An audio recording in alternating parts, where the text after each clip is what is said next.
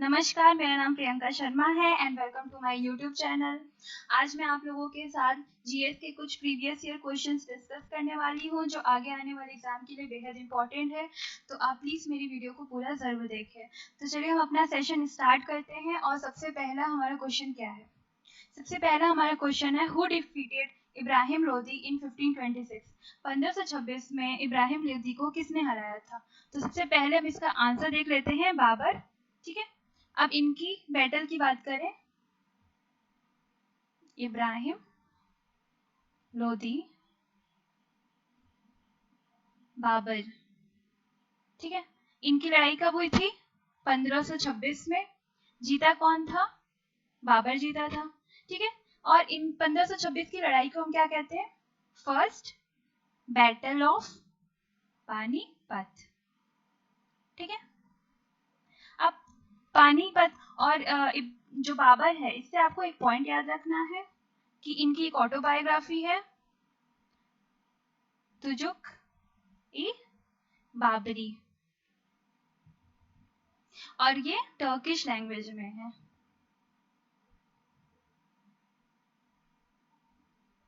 और इसे बाबरनामा में किसने कन्वर्ट किया था?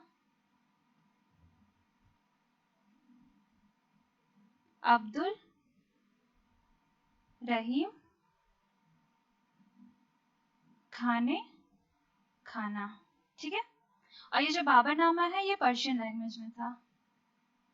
ठीक है, और जो खाना है, ये जो टाइटल है ये अकबर ने दिया था, ये पॉइंट याद रखिएगा।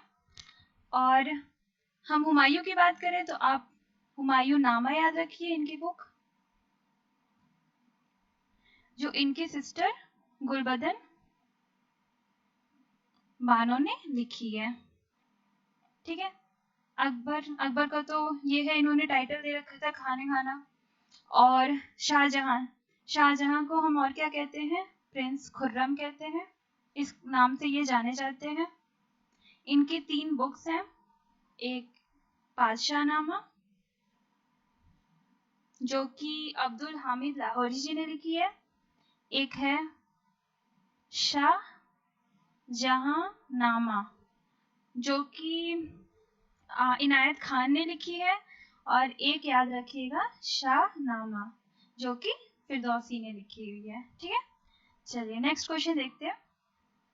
Most important ore of aluminium is, aluminium का मोस्ट इंपॉर्टेंट ओर कौन सा है इसमें? तो सबसे पहले हम आंसर देख लेते हैं, बॉक्साइट। ठीक है, बॉक्साइट के साथ आप एक और याद रखिएगा, इंपॉर्टेंट ही है, कॉरंडम। ठीक है, बाकी जो ऑप्शंस हैं ये जो मैग्नेटाइट है, हेमेटाइट है और आयरन पायरेट है, ये तीनों जो है और है हमारे आयरन के, ये तीनों आयरन के और हैं। ठीक है, और इसमें एक क्वेश्चन ये बनता है कि जितने भी आयरन के और हैं, इन सब में से सबसे ज्यादा आयरन किस में पाया जाता है? मैक्सिमम आयरन, तो वो हमारे मैग्नेटाइट में पाया जाता है। ठीक है, और आयरन पायराइट का केमिकल फॉर्मूला देखें तो Fe2 होता है। ये मैं इसलिए बोल रही हूँ क्योंकि कभी कभी क्वेश्चन में फूस गोल्ड भी पूछा जाता है कि which of the ore is known as fool's gold, तो आपको याद रखना है आयरन पायराइट। चलिए नेक्स्ट देखते हैं। The independence of judiciary in Indian constitution is taken from, मतलब किस कंट्री से इंडिपेंडेंस ऑफ जुडिशरी बोरो किया गया है या फिर लिया गया है? तो इसका आंसर हो जाएगा यूएसए। अब यूएसए से हमें और भी याद रखते हैं, जैसे फंडामेंटल राइट्स आपके यहीं से लिए गए हैं, जुडिशियल रिव्यू भी यहीं से लिया गया है। ठीक है, और अगर हम ब्रिटेन की बात करें तो ब्रिटेन से सिंगल सिटीजनशिप ली गई है।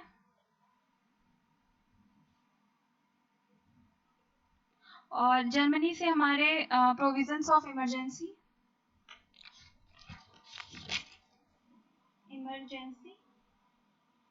प्रोविजंस, जिसमें हमारे फंडामेंटल राइट्स को सस्पेंड कर दिया जाता है। और रशिया से फंडामेंटल ड्यूटीज ली गई हैं, और दूसरा 5 ईयर प्लान्स लिए गए हैं। ठीक है, नेक्स्ट देखते हैं।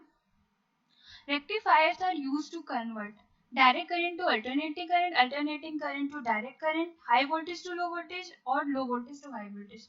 तो इसका आंसर हो जाएगा alternating current to DC direct current. लेकिन अगर इसकी उल्टा बात करें direct current to alternating current, तो इससे कौन कन्वर्ट करता है? इसे इन्वर्टर कन्वर्ट करता है. ठीक है.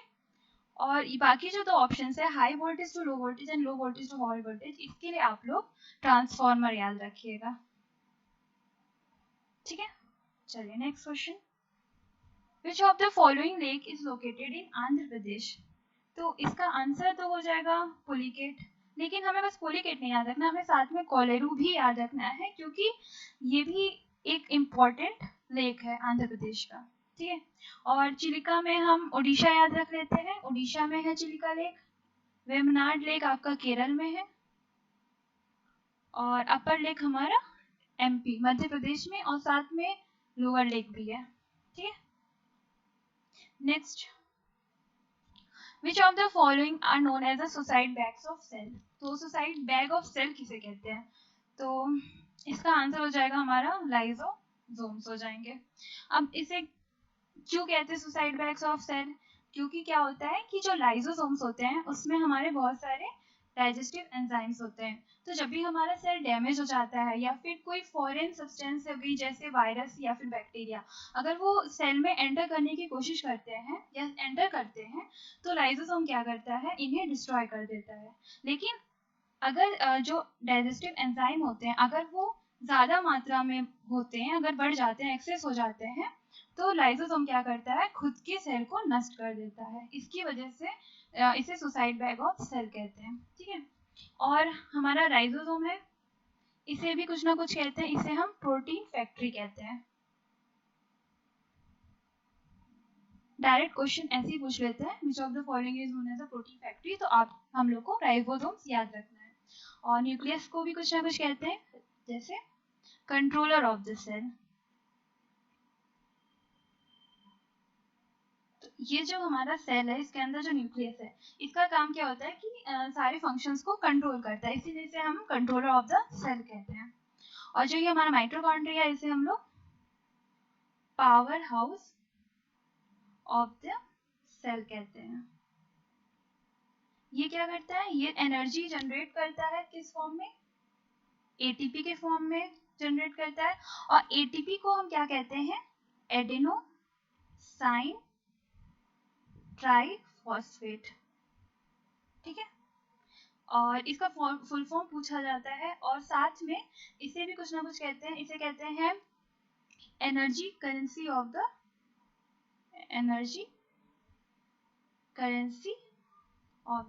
सेल.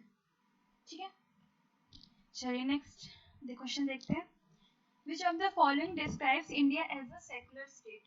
अब सबसे पहले इसका आंसर देख लेते हैं. इसका आंसर तो प्रीएम्बल ऑफ द कॉन्स्टिट्यूशन होगा. लेकिन अगर हम सेक्युलर वर्ड की बात करें तो इसका पर्टिकुलर इसका मीनिंग क्या होता है? इसका मीनिंग ये होता है कि हमारे देश में हमारे देश का कोई भी स्टेट रिलीजन नहीं है. मतलब कि हमारा कोई पर्टिकुलर रिलीजन नहीं है. यहाँ पे जितने भी रिलीजियंस है, जितने भी रिलीजियस ग्रुप है, सबका आदर और सम्मान होता है. ठीक है. और इसे सेक्युलर को ऐड किया गया था 42 अमेंडमेंट एक्ट 1976. ठीक है. और इसके साथ एक दो वर्ड और ऐड हुए थे, एक हुआ था सोशलिस्ट और एक इंटीग्रिटी भी. तो आप सेक्युलर के साथ याद रखिएगा सोशलिस्ट एंड इंटीग्रिटी, अगर अमेंडमेंट एक्ट पूछता है तो. ठीक है. अब प्रियम्बल है, तो प्रियम्बल का मतलब क्या होता है कि जैसे हमारा जो इंडियन कॉन्स्टिट्यूशन है, तो उसका जो इंट्रोडक्शन है, जो फर्स्ट पेज है या फिर जो प्रीफेस है, उसे हम प्रियम्बल कहते हैं. इसे ये किस पे बेस्ड है? ये ऑब्जेक्टिव रेजोल्यूशन पे.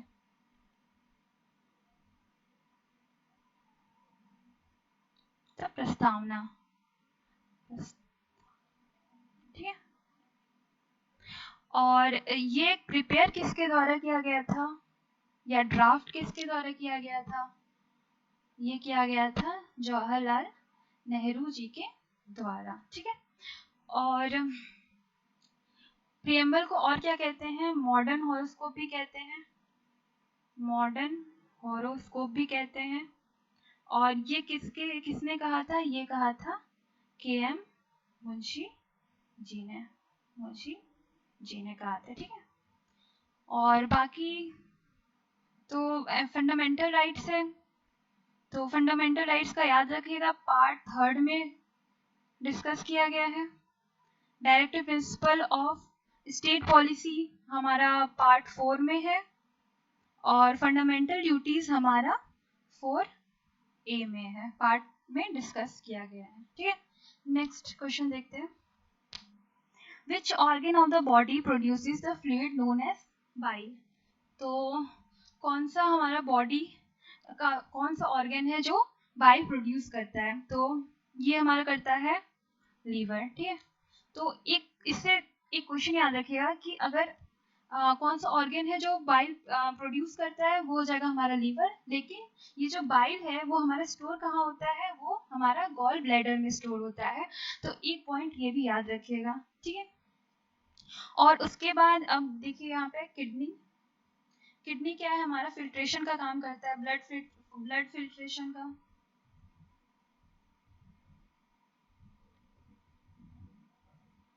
और दूसरा जो भी हमारे वेस्ट प्रोडक्ट होते हैं बॉडी में, उनको रिमूव करने का काम करता है।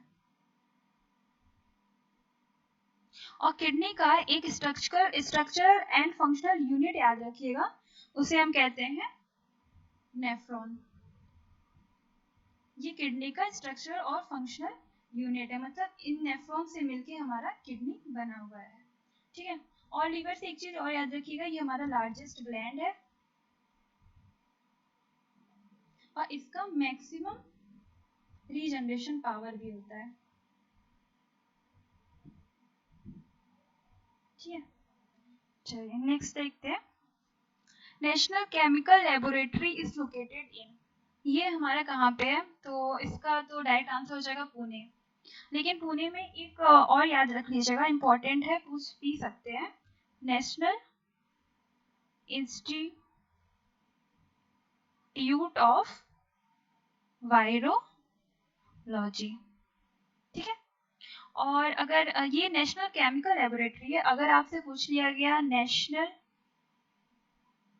फिजिकल लेबोरेटरी, तो वो हमारा न्यू दिल्ली में है, लेबोरेटरी, ठीक है। और कोलकाता में एक चीज याद रखिएगा, कोलकाता में हमारा नेशनल ड्रग लेबोरेटरी है। बाकी और भी इंस्टीट्यूट आप देख लीजिएगा जो इम्पोर्टेंट हो। नेक्स्ट क्वेश्चन है हमारा, Akbarnama was written by, Akbarnama किसके द्वारा लिखी गई है? तो इसका आंसर हो जाएगा हमारा अबुल फैजल, ठीक है। और अगर हम और बात करें अकबर के बारे में, तो अकबर जो थे वो मुगल शासक में सबसे छोटे कम उम्र में मुगल शासक बनने वाले पहले शासक थे, ठीक है। और बीरबल जो थे वो अकबर के कोर्ट में रहा करते थे, और बीरबल का असली नाम है महेश दास, ठीक है। और अकबर जो थे इन्होंने दीन इलाही स्टार्ट की थी, दीन इलाही इंट्रोड्यूस की थी, जिसको एक्सेप्ट करने वाले जो पहले हिंदू थे वो महेश दास थे, यानी बीरबल, ठीक है। और अब्दुल रहीम खाना तो मैंने बता ही दिया था कि बाबरनामा इन्होंने ही लिखा है पर्शियन लैंग्वेज में, और ये जो खाने खाना का टाइटल है ये अकबर ने ही इनको दिया था। चलिए नेक्स्ट क्वेश्चन देखते हैं। The term butterfly stroke is associated with, तो इसका आंसर क्या हो जाएगा? इसका आंसर हो जाएगा हमारा स्विमिंग, ठीक है। और हमारे जो बाकी के ऑप्शन है वो भी हम देख लेते हैं। जैसे अगर हम गोल्फ की बात करें तो इससे एक टर्म आप यूज कीजिएगा, इससे एक टर्म है हमारा पुटिंग, ठीक है, पुटिंग, ठीक है। और इससे अगर हम और क्या देख सकते हैं, इससे हम राइडर कप भी इसी से एसोसिएटेड है, ठीक है। और हम अगर बास्केटबॉल की बात करें तो बास्केटबॉल में हमारा हो जाएगा free throw and jump ball, free throw and jump ball, ठीक है। और बचा बैडमिंटन, तो बैडमिंटन से एक टर्म याद रखिएगा, स्ट्रोक पूछ लेता है, स्ट्रोक किससे रिलेटेड है, तो आपको याद रखना है बैडमिंटन से। चलिए नेक्स्ट क्वेश्चन देखते हैं। The fundamental duties are mentioned in which of the following. अब फंडामेंटल ड्यूटीज तो मैंने बताया था कि किसमें है, फंडामेंटल ड्यूटीज है हमारा 4th ए में, ठीक है। 4th ए में हमारा क्या है, फंडामेंटल ड्यूटीज, और इसे किस कंट्री से फॉलो किया गया था, रशिया से किया गया था। किस आर्टिकल में मेंशन है, 51 ए में मेंशन है, ठीक है। पार्ट अगर हम नेक्स्ट, इसका तो आंसर हो गया फर्स्ट, लेकिन बाकी ऑप्शंस भी देख लेते हैं। अगर हम पार्ट 4 की बात करें तो हम लोग यहाँ से डीपीएसपी लिए थे, ठीक है। ये कहाँ से लिए थे, आयरलैंड से,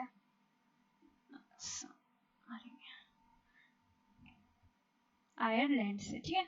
पार्ट थर्ड से हमारा फंडामेंटल राइट हो जाएगा, ठीक है। ये हमने यूएस से लिया था और इसका आर्टिकल याद कर लीजिएगा 12 to 35। और अगर पार्ट 2 की बात करें तो हम सिटीजनशिप की बात करते हैं, सिटीजनशिप के बारे में पार्ट 2 में बताया गया है, ठीक है। और ये हम सिटीजनशिप कहाँ से लिए, ये हम ब्रिटेन से लिए हैं। सारे चीज आपस में ही रिलेटेड है, ठीक है। तो चलिए नेक्स्ट, चलो ठीक है।